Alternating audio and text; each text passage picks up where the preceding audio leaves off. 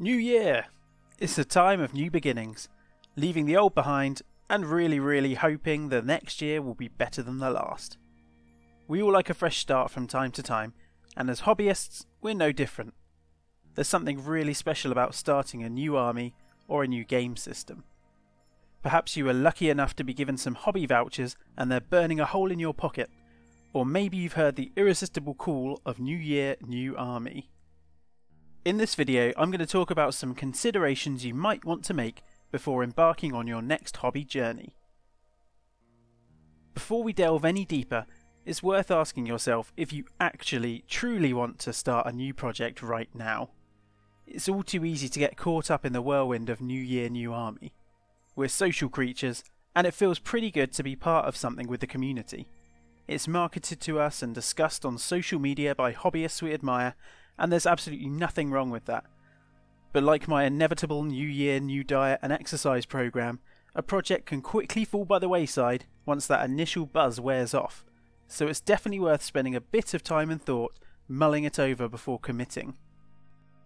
Amongst my group of local hobbyist friends, we have a thing we call the sleep test. And no, it isn't some 30-day money-back mattress guarantee. When one of us shares a crazy idea for a new project, we quite simply ask each other, have you done the sleep test? And by that we mean, sleep on it and see how you feel about it tomorrow. It's amazing how often an idea that seems good at 10 PM in the evening, when your head is full of dreams and your shopping basket is full of plastic, feels completely daft and frivolous in the morning. Make sure you do the sleep test. Okay, so with that boring, responsible bit done, what now? Well, first up, it's definitely worth figuring out what your goals are for this project. There's a good number of reasons you might want to start a new army, and for most of us, it's a blend of factors, though it might be a specific one. Probably the most common one is simply the models. Generally speaking, the aesthetic of an army is the biggest draw to any of us, and rightly so. If you're going to be spending hours and hours building and painting your new models, you really ought to like the end result.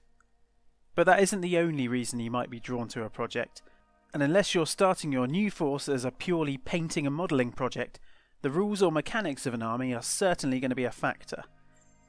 If you're going to be playing games with your minis at any level, you'll want to click with them. Whether campaign, friendlies or a tournament army, I don't mean that they have to be on the top tier or even particularly strong. I'm talking about the enjoyment factor. I've had a few instances over the years where I've bought and painted something like a Blood Bowl team, or started an army, only to start playing them and realising that although they might do well and win, they weren't actually very fun or very me. And I can tell you it's a bit disheartening. Conversely, with my Gloomspite Gits and Ogre Blood Bowl team, they don't really net me many wins, but I really love how they feel to play. So make sure you've at least looked into the rules and have some understanding of how they operate if gaming is a part of your end goal.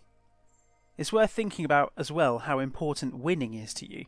And I'm not going to tell you that wanting to win is bad, it really isn't. A big part of your hobby enjoyment might come from taking powerful lists and competing at a high level. So that will hold some sway over what you choose. Just be aware that power levels and rules do change. It's unlikely that a tournament winning army you buy into now will still be where it is on a competitive level next year. We're really lucky as a community. We have some excellent content creators who break down each faction and how they play and how they're performing in the meta right now. There's far too many to mention, of course, but for YouTube content I'd check out people like Hey Woe or The Honest Wargamer for Age of Sigmar. And for 40k, Auspex Tactics is hard to go wrong with. And if reading articles is more your thing, you can't go wrong with Goonhammer.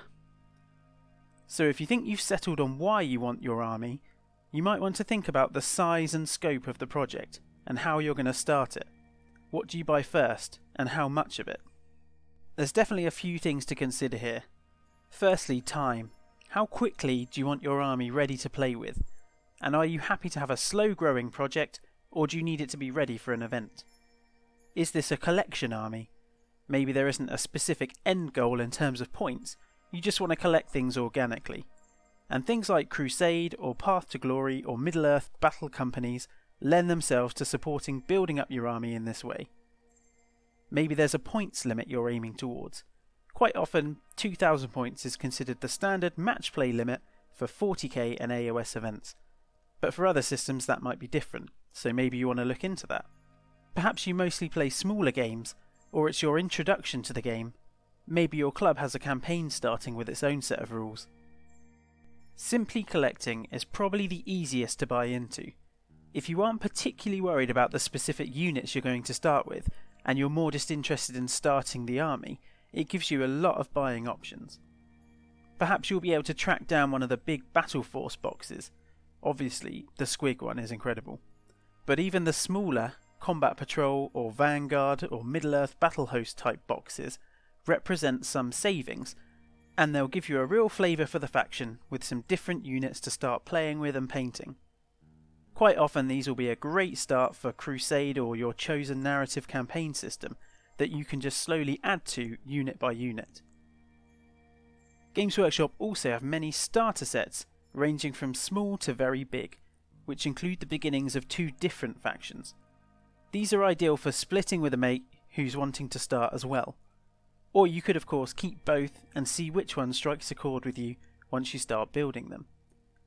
Selling on the other half of the box is also an option, which will net you a bit of cash back that you can add back into your army later. And you might also want to check out sellers who are splitting boxes if there's a half that you particularly want. But if there's specific units that you want represented in your army that aren't in any of those boxes, start with a box of those and see how you like making and painting them, and then maybe go from there. So we of course should discuss the big money option, and that is buying the army all in one go. Now there are advantages and disadvantages to this. On the upside, you have exactly what you want, whether it's a 2k army or you're just wanting one of every unit that you want. As much as I love the bundle type boxes we've just talked about, realistically you'll probably end up with the odd unit that you might not use as time goes on, or some models that you don't actually hugely like. Buying in one can really help at the building stage too, as it means you can kit bash easily, swapping heads and poses between kits that you wouldn't normally be able to if you were buying them one box at a time. This also helps if you're wanting to do speed painting, as you can build, spray and paint it all together, and get playing at your preferred level a lot sooner. As for the downsides, obviously number one is the cost. It's a big outlay all at once, and it's unlikely that you'll be able to build the army purely from starter or budget boxes alone. Secondly, motivation. Having it all at once can be daunting, and make starting your project a bigger mental barrier. And once you do, there's a lot to work through without that regular little uplift of buying a new unit, which can be a trudge if you might find your eye turned towards new shiny releases instead of your pile of half army in your cupboard. Thirdly, is that it leaves no room for course correction. There's a huge difference in spending £60 on models that you discover aren't really for you than £400. And as we've touched on, rules can change, points can change, and this can leave a big splurge purchase open to becoming unviable if you've bought it for a very specific list. Once you start playing, you might find you enjoy using a unit which you'd overlooked before. I'm definitely not going to tell you not to take this approach, just be aware of some of the risks. One last consideration to make, and I'm going to channel my inner Games Workshop employee here. Have you got all your glues and paints? This can be both a hidden cost and an element that stops you from starting your project if you don't have at least some idea of what paints you need to get your desired outcome. I definitely recommend having a paint scheme in mind and researching and testing out what colours you'll use. Get on YouTube or some of the brilliant painting blogs online such as Mengel Miniatures or Tale of Painters for recipe suggestions. So, hopefully as I've been rambling on, I've at least given you some pause for thought, whether you're doing a new year, new army, or if you've got a bit of structure now for when you think ahead for future projects. Whatever your resolutions or hopes for 2023, I really hope you have a great year full of positivity and creativity. Thanks so much for watching and listening. Please like and subscribe and let me know what hobby projects you have planned in the future. See you next time. Bye.